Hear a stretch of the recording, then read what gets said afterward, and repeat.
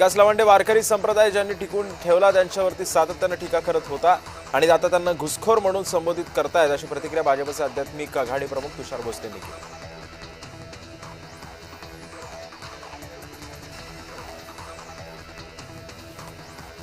महाराष्ट्रामध्ये कायदा सुव्यवस्था राहिलेली नाहीये आणि अशी टीका करताना नाना पटोले यांनी सरकारवरती घणाघाती आरोप सुद्धा केले. त्यामुळे राजकीय नेते, कीर्तनकार, भोंदूबाबा असे काही प्रकार महाराष्ट्रामध्ये सगळीकडे चालतात. त्यामुळे कायदा सुव्यवस्थेचा प्रश्न निर्माण होत असल्याचे नाना पटोले म्हणतात.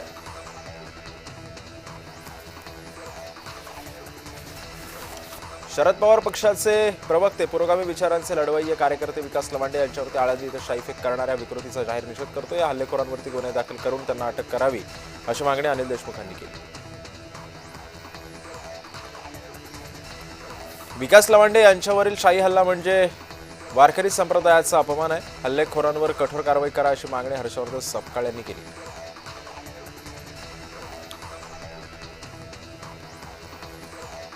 गुणरत्न सदावर्ते यांनी राज ठाकरे यांच्यावरती टीका केली होती. त्याचा निषेध करण्यासाठी जालन्यामध्ये गुणरत्न सदावर्ते यांच्या वाहनांवरती मनसे कार्यकर्त्यांनी शाईफेक केली. सुपाऱ्या सुद्धा फेकल्या. मनसे कार्यकर्त्यांनी पोलिसांनी ताब्यात घेतले. शाईफेक करणाऱ्या संग्राम महाराजांचे आमदार गोपीचंद पडळकर यांच्याकडून समर्थन करण्यात आले. संत परंपरा आणि गुरूंवरती टीका करण्याचा निषेध त्यांनी केला. संग्राम महाराजांवरती चुकीचे गुन्हे दाखल करू नयेत अशी मागणी सुद्धा त्यांनी केलेली आहे.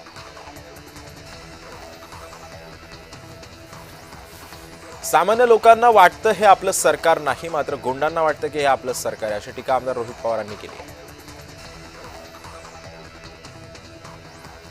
वारकरी संप्रदाय परंपरेमध्ये घुसखोरी करून गुंडगिरी करणाऱ्यांना महाराष्ट्र कधीच माफ करणार नाही, अशी टीका शरद पवार गटाचे प्रवक्ते अमोल माथेले यांनी केली. विकास लवांडे यांच्यावरील झालेला हा हल्ला संत परंपरेवर आणि लोकशाहीवर आघात असल्याचं सुद्धा माथेले म्हणाले. विकास लवांडे यांच्यावरील भ्याड हल्ला दुर्दैवी असल्याचं बाळासाहेब थोरात यांनी म्हटलेलं आहे. विकास लवांडे निर्धास्तपणे ज्या प्रसंगाला सामोरे गेले त्यांचं अभिनंदनही थोरात यांनी केलेलं आहे. पश्चिम बंगालमध्ये भाजपनं अत्यंत भ्रष्ट नेत्याला मुख्यमंत्री केलंय, अशी टीका संजय राऊत यांनी केली. भ्रष्टाचारी सत्तेमध्ये बसवण्याचे सातत्य भाजपनं कायम ठेवलंय, परंपरा कायम ठेवली असंही राऊत म्हणतायत.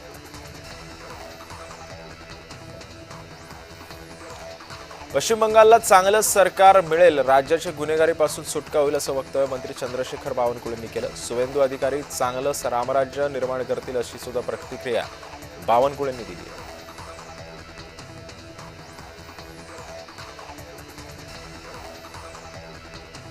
निदा खानला अटक करण्यात आलेली आहे आणि या संदर्भामध्ये संजय शिरसाटांनी सुद्धा एमआयएमच्या नेत्यांवरती हल्लाबोल केलेला आहे आणि याच पार्श्वभूमीवरती सध्या संभाजीनगरमध्ये वातावरण चांगलंच रंगलेलं आहे.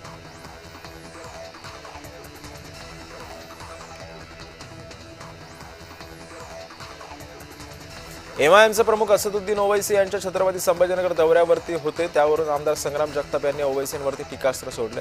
राज्यासह देशभरातील गंभीर प्रश्नांवरती गप्प राहणारे नेते केवळ स्वतःच्या समाजातील आरोपांसाठी हे पुढे येत असल्याचा आरोप सुद्धा त्यांनी केलेला आहे. पश्चिम बंगालमध्ये बेईमानी करून आलेलं सरकार आहे, प्रामाणिकपणे सरकार आलेलं नाहीये असं वक्तव्य विजय वडेट्टीवार यांनी केलं. भाजपच्या निवडणुका बेईमानानं जिंकत असल्याचं आणि हे रपून राहिलेलं नाही असं सुद्धा घणाघात वडेट्टीवार यांनी केलाय.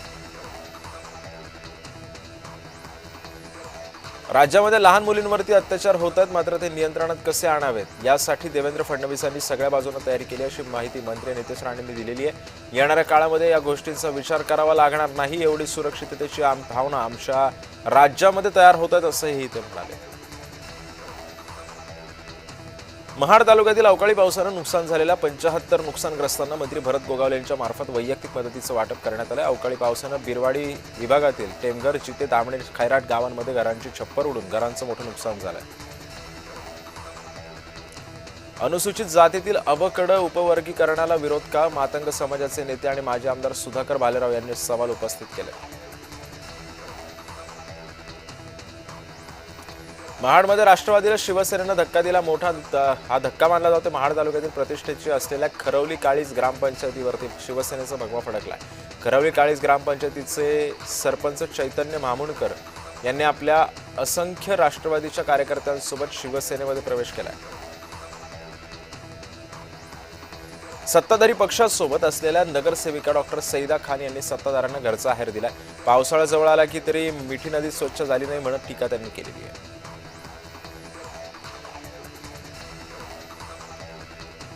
पावसाळ्यामध्ये मुंबईमध्ये कुर्ला मुंबई नेहरू नगर आणि चुनाभट्टी पूर्ण नेहरू नगर कॉलनीमध्ये पाणी साचलेलं रेल्वे आणि रस्ते वाहतुकीवरती परिणाम होतो. यामुळे परिसरामध्ये त्वरित उपाययोजना कराव्यात अशी मागणी ठाकरे गटाच्या नगरसेविका प्रवीणा मोरजकर यांनी केलेली आहे. मनोज